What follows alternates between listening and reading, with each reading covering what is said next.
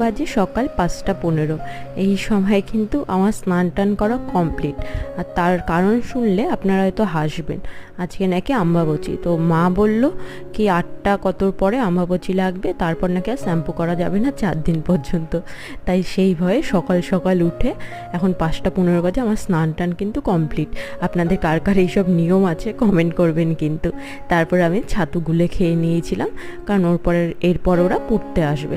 আজকে ছাতুটা শুধু নুন দিয়েই গুলে খেয়েছিলাম, এত সকালে আর লেবু বা দই এগুলো দিয়ে খেতে ইচ্ছা করছিল না। এবার ওরা পড়তে আসবে বলে তার আগে অনেকটা সময় আছে, আমি ভাবলাম একটু বইটা দেখে নিই। ওরা পড়তে চলে এসে, ওরা পড়ে চলে যাওয়ার পর আমি একটু ছানা বানিয়ে খেয়েছিলাম। তারপর ওপরে মামনি পুজো দিতে গেছিলো। আজকে আম্বাবচী ছিল আর জগন্নাথের স্নান ছিল, স্নান টান করালো। তারপর আমরা এসে ব্রেকফাস্ট করলাম। আজকে হয়েছিল ডালিয়া। তারপরে এই 11:30 নাগাদ আমি খেয়েছিলাম একটা ডাব। ডাব খাওয়া কিন্তু শরীরের জন্য ভীষণ ভালো।